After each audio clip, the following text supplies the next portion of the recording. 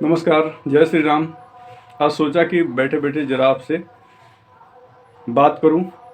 बात यह है कि ये मैंने बहुत अच्छी चीज़ एक पढ़ी और उसमें लिखा हुआ था कि आप जिससे मोह करते हैं उसके अवगुण आपको नहीं दिखाई देंगे और आप जिससे घृणा करते हैं उसके गुण आपको नहीं दिखाई देंगे। माने कि आप जिससे मोह करते हैं या जिससे प्रेम करते हैं उसमें सिर्फ आपको अच्छाइयाँ दिखाई पड़ेंगी, उसके अवगुण या दुर्गुण या बुराई नहीं दिखाई पड़ेगी। और जिससे आप घृणा करना शुरू कर दें तो उसमें सिर्फ बुराई ही बुराई नज़र आएगी। ये एक प्रकार का साइकोलॉजिकल फैक्ट है जो मानव मस्तिष्क में पलता है, बढ़ता है, उपजता है और उसके अनुसार वो लोक व्यवहार करता है। और ये बड़ा ही विचित्र फैक्ट है और एक विवेकशील आदमी, विवेकशील व्यक्ति इससे सदा बचेगा। अब पूछिए क्यों? इसलिए कि अगर आप किसी से मोह करते हैं, किसी से प्रेम करते हैं, चाहे कोई भी हो, तो आप उसमें सिर्फ अच्छाइयाँ देखेंगे, उसके अवगुण आपको नहीं दिखाई पड़ेंगे, इसलिए कि आप उसके प्रेम में पड़ जाते हैं। उसके अवगुण, दुर्गुण, उसकी बुराई कुछ नहीं दिखाई पड़ेगा, उसमें अच्छाइयाँ ही अच्छाइयाँ नजर आएंगी। लगेगा कि ये बड़ा ही प्रिय व्यक्ति है और ये बड़ा ही प्यारा है। वहीं अगर आप किसी से प्रेम करते हैं, फिर बाद में झगड़ा हो गया या मनमुटाव हो गया, दूरियां बढ़ गई, तो फिर उसकी सारी अच्छाइयाँ खत्म हो जाती, फिर उसमें बुराई दिखने लगता है। आप जिससे घृणा करेंगे तो फिर उसकी बुराई दिखनी शुरू हो जाती है, उसमें ये बुराई है, ये बुरा व्यक्ति है, उसमें अवगुण है, ये कुछ भी अच्छा चीज़ नहीं है। तो ये जो है, ये इसका फैक्ट है। तो इससे हमको बचना चाहिए, इसलिए कि ये हमारे अविवेक को दर्शाता है। हमारे भीतर जो विवेक है उसको ये कम आकलन करता है उसको। तो हमें ऐसा सोचना ही चाहिए कि जिससे हम प्रेम करें या जिससे घृणा करें, जैसा भी जो भी हो, तो उसके गुण अवगुण दोनों देखें।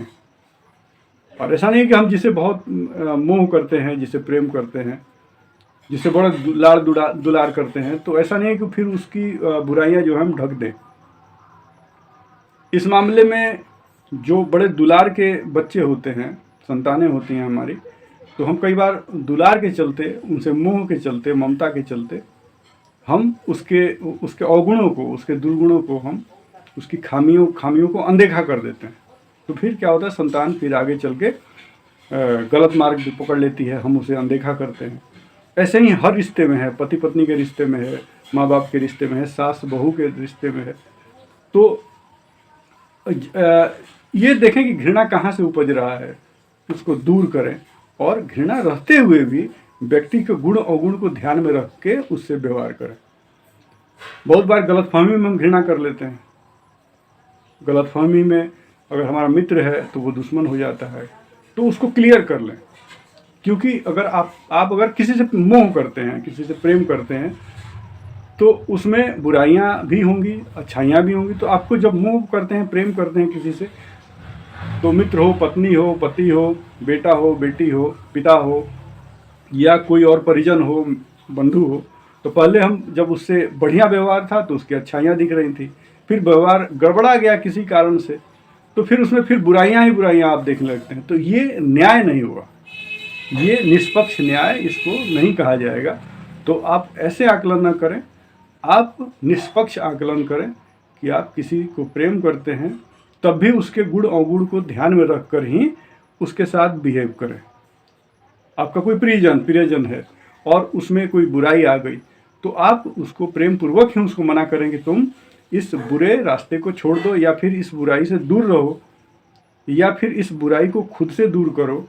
तो ये आप उसके लिए हितकारी होंगे।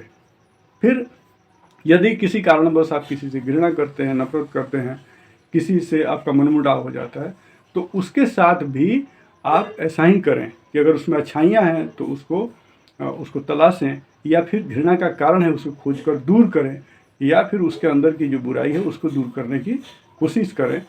लेकिन बिना सीधे कुछ किसी निष्कर्ष पर पहुँचे, न्यायपूर्वक, विवेकपूर्वक, बिना सोचे बिना आप ऐसा निर्णय न लें। ये आपके हमारे जीवन में, सबके जीवन में ऐसा होता है कि जब हम किसी से प्रेम करते हैं तो उसकी बुराइयां नहीं दिखाई पड़ती है, और किसी से घृणा करते हैं तो उसकी अच्छाइयाँ दिखाई नहीं पड़ती। तो इसको हमें अपने विवेक पूर्वक इसको दूर करना चाहिए, ताकि हमारे रिश्ते संबंध जो हैं वो मजबूत हो सके।